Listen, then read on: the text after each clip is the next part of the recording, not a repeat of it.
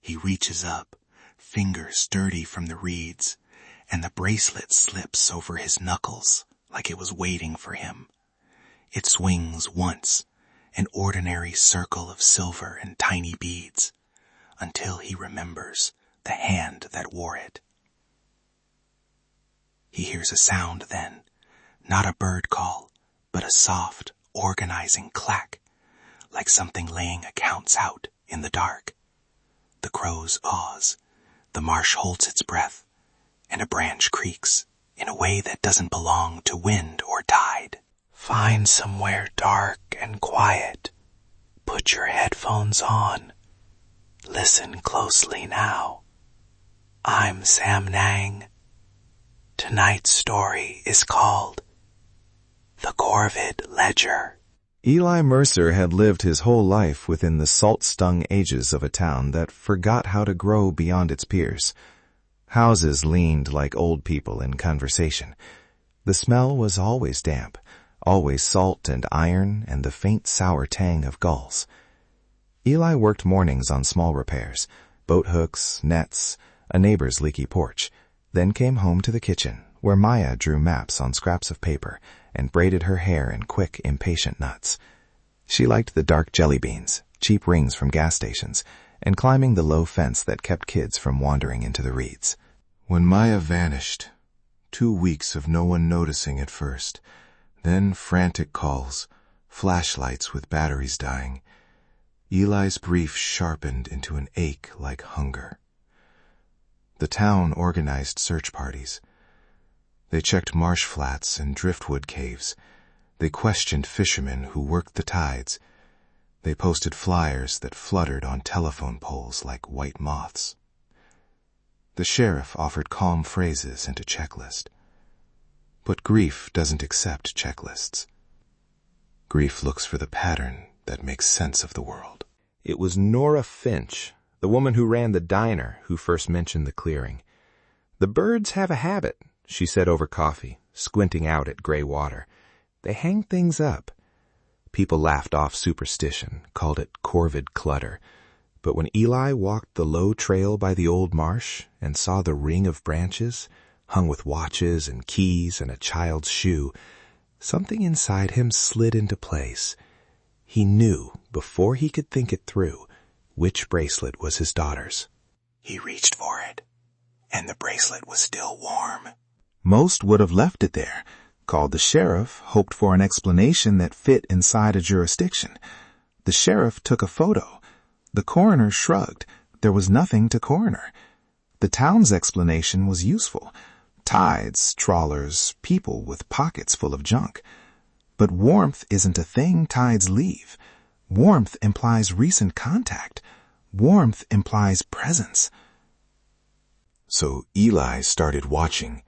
He learned the ledger's rules the way someone learns a language when everyone else speaks it, by listening at odd hours, by watching crows' mathematics.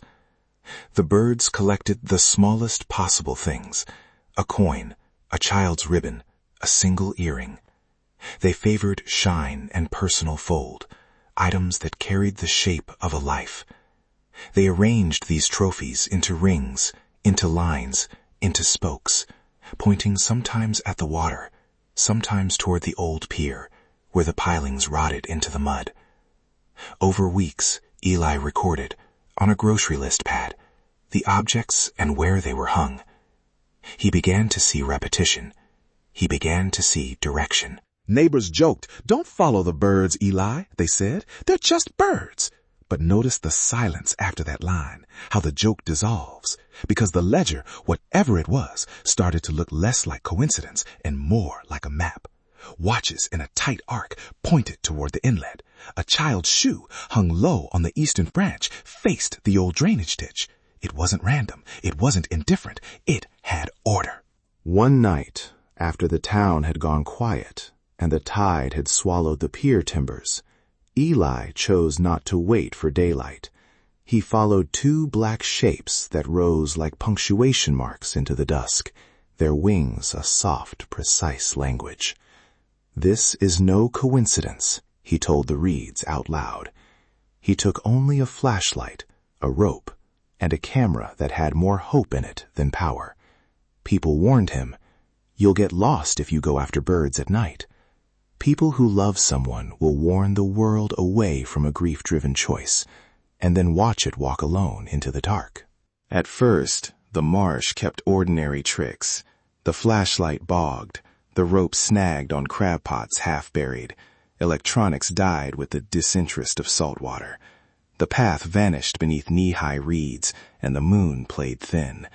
Mainly, though, there were sounds, wet steps, the distant slap of gull wings, and always that soft, organizing click, like something setting pieces in a ledger. The crows moved ahead, and then above him, like a living compass. He followed until the world became only reeds and sky and the whisper of old things.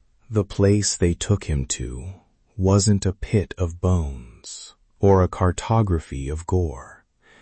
It was a low island of roots and drifted branches wrapped like a crown. The crows circled above, and the ledger, if you could call it that, now changed. Objects rearranged as if brushed by invisible hands, watches lined into a spiral, keys threaded on a vine, a small doll's hair pinned like a comet's tail. The circulation felt like a naming ritual. The birds stepped through the air with care, and the objects were placed with respect. Respect that chilled Eli to the bone. Then the birds shifted the arrangement, and the spiral pointed, not to water, not to the pier, but to a narrow channel choked with reeds. Eli followed, boots sucking in the mud. He ducked below a broken dock, and there, at the water's edge, something small lay half submerged, a folded photo wrapped in algae. He pried it loose. The photograph showed Maya, smiling on a summer day, her bracelet glittering at her wrist. He could not tell if salt had blurred the edges, or if the world was choosing clarity to punish him further. Eli thought, briefly, of calling out, of calling anyone. But the ledger had rules he did not understand. The birds left and returned, and when they left, they dragged a sound behind them like a trailing thread. He watched as they took an empty bottle, placed it upright, and then... He wanted to bargain. He wanted to trade. Himself, his truck, his pockets full of nonsense. He wanted the birds to untangle what they'd arranged. But bargaining has a price, and the marsh keeps its ledger balanced in ways people don't understand. The realization that the ledger recorded names and places shifted from theory to something heavier. These were not just offerings, they were indexes, and the index pointed to things the town had been losing all along.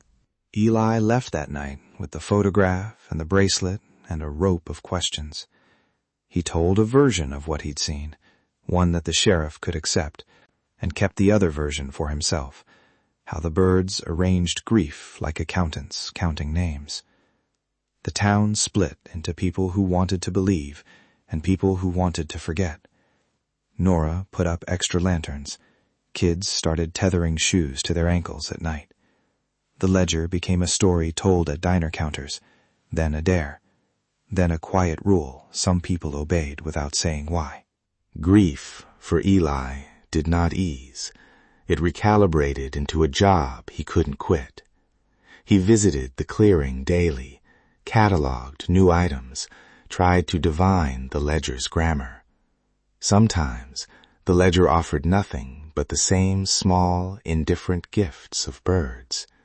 Other times, with a cruelty that felt purposeful, a new object would appear. A hair ribbon knotted the exact color Maya liked, or a shoelace tied in a way only a child's hand would do. The ledger refused closure. It offered clues that opened rooms in grief you couldn't leave. Days days later, Nora came down to the clearing at dawn and found something new. It was small and folded and placed inside the hollow of a salt-stiff log. A single braid of hair bound with a rubber band. No one could tell if it belonged to Maya. The braid was not proof. It was a question that settled in the marrow. And sometimes the ledger's questions are worse than answers, because questions don't let you rest. If you find yourself listening and thinking you'll go look for a ledger of your own, don't. Don't follow birds into fields you don't know. Call someone. Let professionals do their work. The marsh is indifferent and sharp. It keeps its secrets with patience.